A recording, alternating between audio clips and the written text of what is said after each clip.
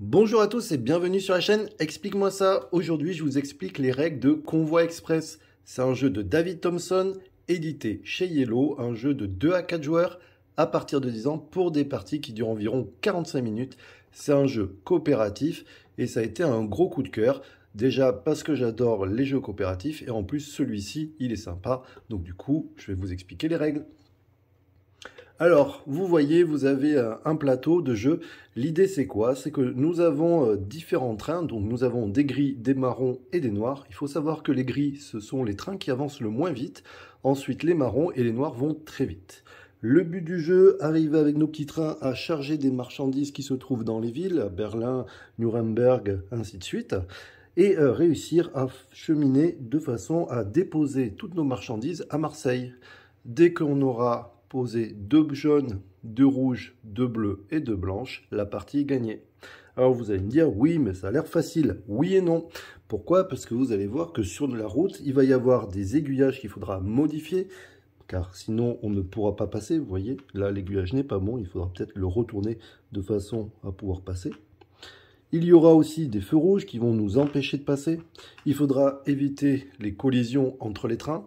Il faudra réussir à récupérer les ressources rapidement, éviter de perdre des horloges parce que sinon on va perdre du temps. Bref, il y a plein de choses à faire. Comment ça se passe au niveau mise en place? C'est assez simple. Chaque joueur va recevoir 5 cartes. Ensuite, on mettra 2 petits cubes dans chaque ville, en fonction de la couleur de la ville. Chaque ville recevra des pions verts. En fait, ce sont des feux verts. Donc là, vous voyez, il y a un feu rouge. Et là, du coup, ça veut dire que c'est un feu vert. Ça veut dire qu'on peut passer.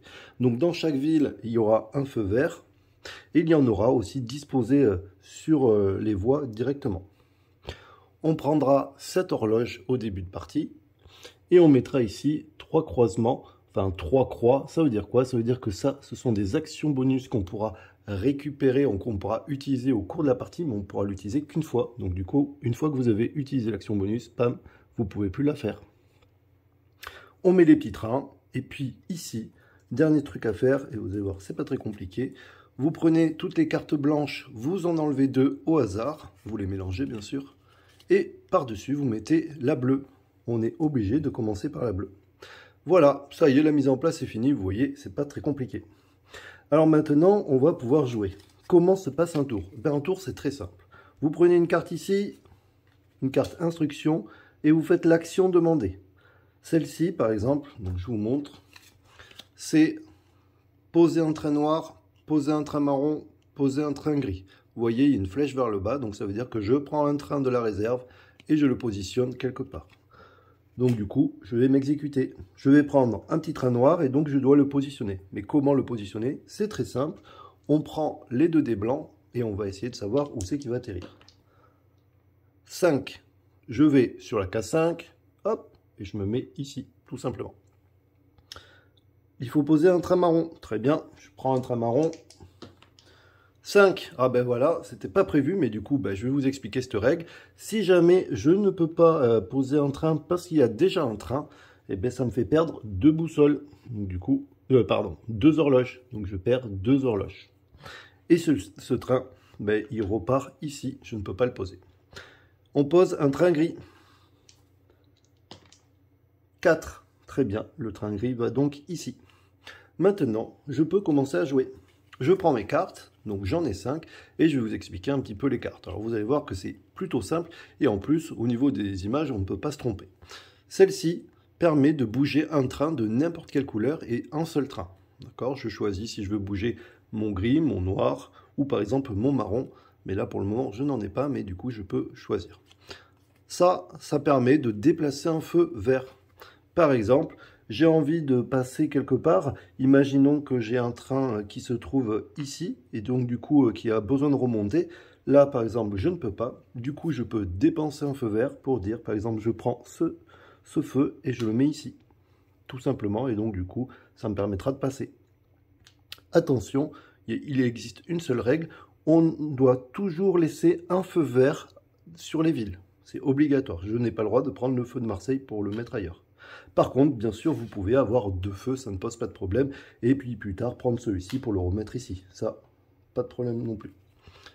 Une carte noire, c'est l'aiguillage. Ça permet de modifier un aiguillage. Effectivement, si jamais l'aiguillage, par exemple, était comme ça pour le noir, il faudrait que j'aille à Paris. Vous voyez que là, je suis bloqué. Si jamais c'était comme ça m'obligerait à descendre. Ça ne m'arrangerait pas. Je pourrais donc utiliser un aiguillage pour débloquer l'aiguillage et pouvoir passer en ville. Pareil pour cela, c'est pas parce qu'il y a deux pions noirs qu'il faut deux cartes. Non, il faut qu'une carte. Imaginons, je suis ici et l'aiguillage est comme ça. Je peux dépenser une carte aiguillage pour faire exactement ce que je veux. Par exemple, je voudrais aller en ville, donc du coup, je vais m'ouvrir l'aiguillage. Alors maintenant, on va dire qu'on est parti. Alors, il existe une règle aussi. Si jamais vous n'avez pas l'action que vous voulez, ou par exemple, vous voudriez faire une action, vous pouvez utiliser deux cartes, quelles que soient les cartes. Par exemple, je peux donner ça, pour faire l'action de mon choix. Je donne deux cartes et je fais l'action de mon choix. Soit avancer un train, soit bouger un feu, soit bouger un aiguillage. C'est très important, ne l'oubliez pas. Alors on est parti, du coup je vais vous montrer. Je vais avancer le train noir avec cette carte. Donc, comment ça se passe? Je prends le dé noir. Alors je vous ai dit qu'il était plus rapide. Effectivement, lui il a que des gros chiffres, alors que le gris a beaucoup moins de gros chiffres. Je jette. Ok, super. 4. Du coup, comment on avance? C'est très simple, on compte les voies ici. Ça fait 1, 2, 3. Ah, il y a un problème. Et vous voyez, je n'ai pas réfléchi. J'aurais dû jouer un feu vert bien avant. Là, vous voyez, ça tombe bien, je ne peux pas rentrer à Paris. Parce que j'aurais dû bouger le feu avant. Donc du coup, j'ai fait 4. J'étais ici, j'ai fait 1, 2, 3. Et en fait, il me manque un déplacement. S'il me manque un déplacement, je perds une horloge. Et bien sûr, je ne rentre pas. Alors, on va imaginer que j'avais réfléchi un petit peu plus et que j'avais mis un feu vert juste avant. Je l'avais, par exemple, décalé ici. Je fais 4, 1, 2, 3, 4, je rentre en ville. Quand je rentre en ville, je ne charge pas de suite la marchandise. Je suis obligé de défausser n'importe quelle carte, par exemple celle-ci, pour pouvoir dire je charge la marchandise, tout simplement. Là, il me reste deux cartes. Je ne suis pas obligé de les jouer, je peux les garder. Ou alors, je peux me dire, tiens, bon, là, je suis ici. Par où je vais passer tout à l'heure pour repartir à Marseille avec le noir? Je pourrais soit passer par ici, le chemin a l'air déjà tout tracé. Donc, du coup, il faudrait que je mette un feu. Très bien, je mets un feu vert et je le décale, par exemple, ici. Ou alors, juste pour vous montrer, je vais décider de prendre celui-ci et le mettre ici. Voilà. Du coup, vous voyez, le noir pourra repartir. Celle-ci, j'en ai pas forcément besoin, en tout cas je n'en vois pas l'utilité maintenant, du coup je vais la garder. Et vous allez voir que du coup maintenant mon tour est fini et je reprends 5 cartes. 1, 2, 3, 4, 5. Mais vous allez me dire, du coup tu as 6 cartes. Et oui effectivement, les cartes que vous n'utilisez pas, vous pouvez les garder pour la fois d'après. Attention quand même, il y a une limite de 10 cartes. Maintenant on passe au joueur suivant. Le joueur suivant tire une carte instruction. Là, ça dit quoi? Ça dit qu'on prend n'importe quel train et on le positionne.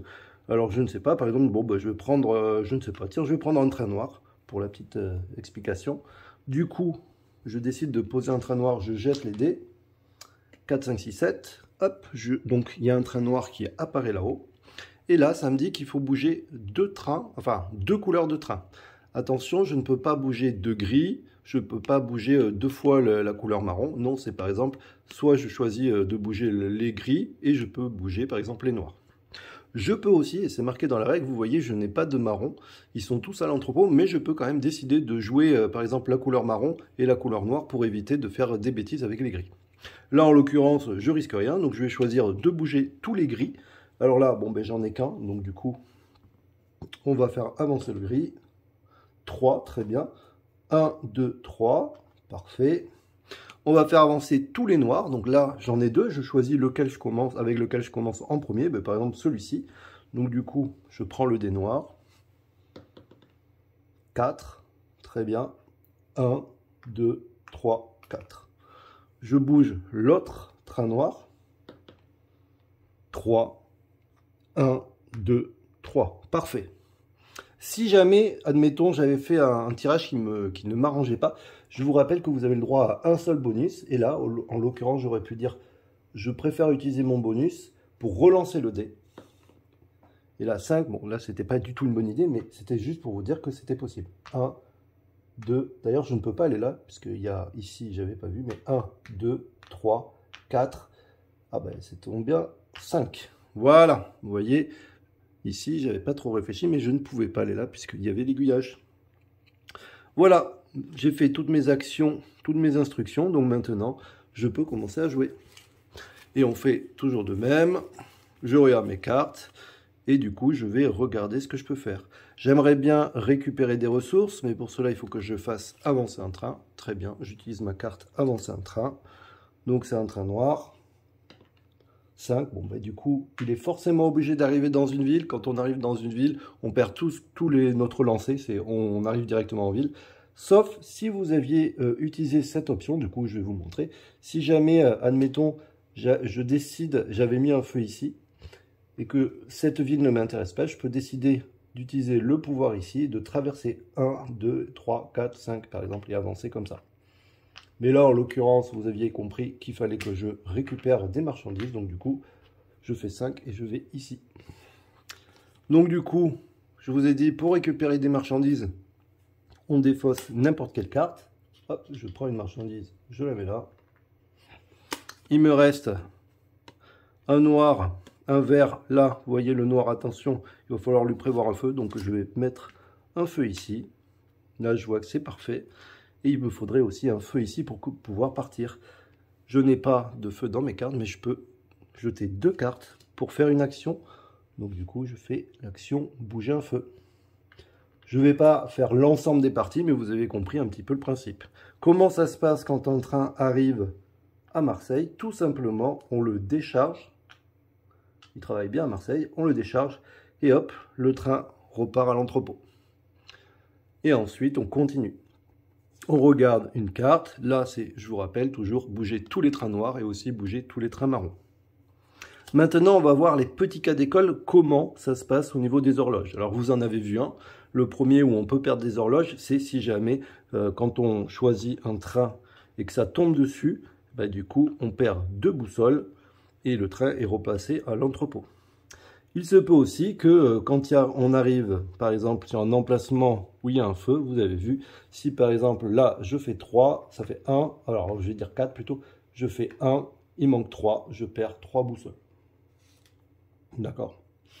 Une autre possibilité, donc ça c'est la même chose hein, pour les feux, pour les aiguillages, et pour un train qui serait derrière un train, d'accord, si c'est comme ça, c'est pareil.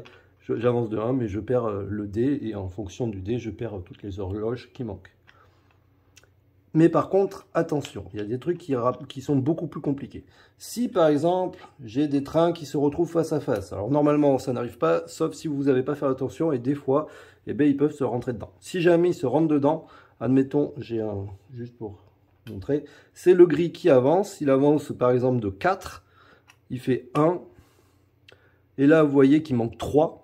Du coup, comme c'est des trains qui se rentrent face à face, pour chaque valeur qui manque de déplacement, ça sera multiplié par 2. Donc du coup, il manque 3, ben ça fait 6 boussoles en moins. Alors là, ça fait un petit peu mal, il vaut mieux éviter. 2, 4, 6. Et en plus, le train qui vient de rentrer dans les autres perd sa marchandise et il repart au dépôt. C'est le pire cas.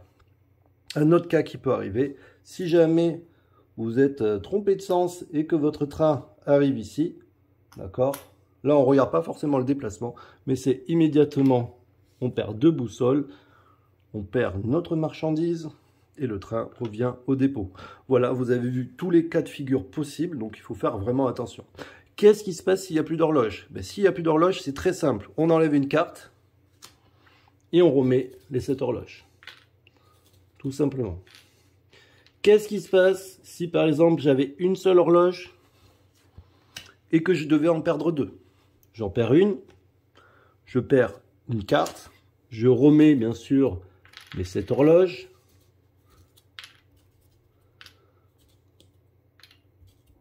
Mais vu que je dois en rendre une, et bien tout simplement j'en rends une. D'accord? Et si je devais en rendre 3, ben tant pis, je rends 3. Tout simplement. Donc du coup, il faudra se dépêcher parce que forcément, et éviter de perdre des horloges parce que vous perdez des cartes. Et si jamais le jeu se terminera, si jamais il n'y a plus de cartes dans la pioche. Dès qu'il n'y a plus de cartes dans la pioche, vous finissez le tour bien sûr du joueur et on regarde si vous avez livré ou pas. Voilà, donc vous allez voir que c'est un jeu super intéressant, déjà parce qu'il est coopératif et du coup vous pouvez montrer vos cartes aux autres joueurs, ça ne pose pas de problème, vous pouvez lui dire bah attends, t'as qu'à faire ça, moi après j'ai plein d'aiguillages donc je pourrais bouger les aiguillages. On a le droit de faire ça, donc du coup on peut aider, c'est bien, vous pouvez même jouer avec des enfants qui maîtrisent pas trop le jeu, du coup vous pouvez, vous voyez, il n'y a pas d'âge en fait, si vous voulez aider les enfants, vous lui dites t'as quoi, ah ben on pourrait faire ça, ainsi de suite. N'hésitez pas à vous aider parce que des fois on oublie, on n'a pas trop calculé et je vous rappelle que les trains bougent avant que vous ayez fait vos actions, donc ça c'est assez important. Le dernier que je n'ai pas expliqué bonus, celui-ci ça permet, si vous le mettez, si vous l'utilisez, d'éviter de déplacer tous les trains d'une couleur. Par exemple, si j'ai pas envie de déplacer les trains gris alors qu'on me le demande, bah, du coup hop je mets ça et pendant ce tour je ne bougerai pas les trains gris. Vous allez voir que dans ce jeu, ce qui est sympa aussi, c'est que vous pouvez monter ou diminuer le niveau de difficulté. Par exemple, vous avez vu qu'il manque des feux rouges, enfin des feux verts, et qu'il y a beaucoup de feux rouges. Bah, vous pourriez récupérer des jetons feux verts qu'il y a de dispo dans la boîte et dire, bah tiens, pour que ça soit un peu plus facile, on va se rajouter un ou deux feux. Vous pourriez aussi, je ne sais pas, par exemple, vous rajouter plus d'horloges pour que ça soit moins dur. Ou alors, vous pourriez aussi en enlever en vous disant comme ça le niveau de difficulté va être plus dur. Ou alors vous dire, au lieu de gagner 2 jaunes, 2 rouges, 2 bleus, 2 blancs, eh bien, on en prend une de plus. En plus, l'avantage, c'est que le plateau est recto verso. Derrière, vous avez l'Amérique du Nord. Et donc, du coup, vous pouvez avoir un plateau différent. J'espère que vous allez apprécier ce jeu. Moi, j'ai vraiment aimé voilà, le niveau de difficulté qu'on peut régler. Je l'ai fait essayer à des joueurs plutôt experts ou des joueurs occasionnels et même des joueurs qui ne jouent pas. Et ils ont tous aimé le jeu. Donc, vous voyez, rien que pour ça, c'est cool. Je vous dis à très bientôt. N'hésitez pas à vous abonner, à liker, ça fait toujours plaisir. Et puis vraiment, essayez-le parce qu'il mérite. Allez, ciao, ciao, bye bye, et puis à bientôt.